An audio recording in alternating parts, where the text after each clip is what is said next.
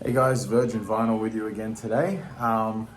So we're back in the realm of jazz rock fusion, and my favorite guitarist of all time, and that is, of course, Mr. John McLaughlin and the One Truth Band for this amazing album, Electric Dreams. So this was a period of time when John had done, after he left Mahavishnu Orchestra, he then went on to do Shakti, which is incredible, acoustic driven Indian music with, El Shankar and all those guys, the incredible Indian musicians. And they created three, masterpiece albums, which I love them all.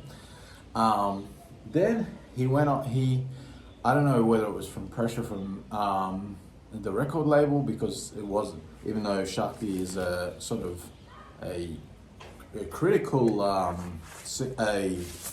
critical success and an artistic success. I don't think commercially it did all that well. Did okay, but not nowhere near as good as the Mahavishnu Orchestra. So I think the label wanted John to go back to electric. I think that might have had something to do with it. I don't know if he himself really had his heart set on it, but what we got was two electric albums in that period of time, around 78, 79. And one of them was Electric Guitarist, which I showed already, incredible album, which is more of an all-stars kind of thing. Like each song has a different all-star lineup, and some people don't like that. So I know a lot of people who feel like an album feels inconsistent when every song has a different lineup, and I can relate to that. I used to feel that way, but when you've got musicians of that caliber, I think it can work, and on that album it definitely does work. That's a fantastic album.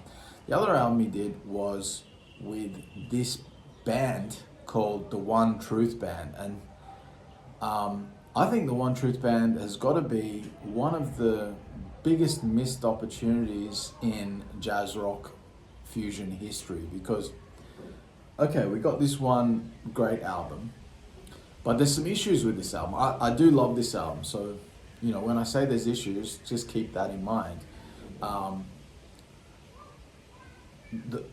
The thing that was so great about the Mahavishnu Orchestra was just how explosive and fiery, and there was a real sense of adventure, and I don't know where the leaf just came from. This is fucking concrete slab above my head. Where'd that come from? Anyway, Mahavishnu Orchestra is like, there's a tension there, there's a darkness, there's a ferocity, and John and the rest of that band were killing it every time they played, just absolutely unleashing the fury. And that's why Mahavishnu Orchestra is up there as one of my all-time favorite bands.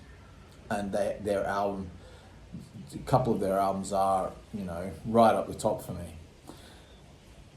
One Truth Band has a lot of that. It's like as good, as Mahavishnu Orchestra. And if you want to hear, if you're a fan of Mahavishnu and but you don't really, you find the rest of John's material sort of lacking in testicular fortitude, I would say go onto YouTube and track down like all the bootleg and live videos, but there's also some awesome bootleg recordings that you can find on YouTube. Just like look up One Truth Band live, and there's whole concerts there, like many concerts that were recorded, and the recording quality is often not very good, but even still you can just hear how explosive they are. And John, oh my God, like you've never heard him play like that. Like it just is explosive. It's just shredding all over the place, John style, and just like it's jaw dropping. And that brings us to the problem I have with this album. Because you've got that incredible band, you've got people like, who have we got on here? The lineup did shift a little bit from the live band and this version of the band, but of course you've got there, this is from the insert, you've got El Shankar there, Fernando Saunders on the bass, Alario Lima, who, what was he doing? I'm not sure. Stu Goldberg was on keyboards and Tony Smith on drums. And Stu Goldberg was a holdover from, of course, the last incarnation of Mahavishnu Orchestra with Narada Michael Walden on drums. And anyway, this, and there's John, of course, looking very suave there, sort of ditching his Indian garb for something a little bit more, Western looking. On this album, even though it's great and the compositions are really good, and there is some great playing from John and the band, and it's very sort of groovy and it's really cool and different and unique, but it's nowhere near the fieriness of those live performances. And I always thought it was like a great shame that this band never did a live recording, like a proper live recording. Like if I wish we would find out that John has some master tapes from some of those shows that I have, bootlegs from YouTube that I've copied because they're so fucking good. I love listening to those. As John was just like off the charts. I mean, off the charts. And I don't think he's ever played like that on a record with electric guitar. Like we hear him sometimes do these dazzling things. We've seen many times him do dazzling things, especially on acoustic guitar and, inside Mahavishnu Orchestra. But outside of that, you don't hear that sort of blazing fury, blazing intensity from John on electric guitar. And this period of time, he was doing that. So it's like, why didn't he do it on the album? I don't know. I don't know what the deal is. Also on electric guitarist, to be honest. There's some great playing on there, but like when you I don't know, maybe he saves it for the live audiences. Maybe in the studio he just doesn't feel.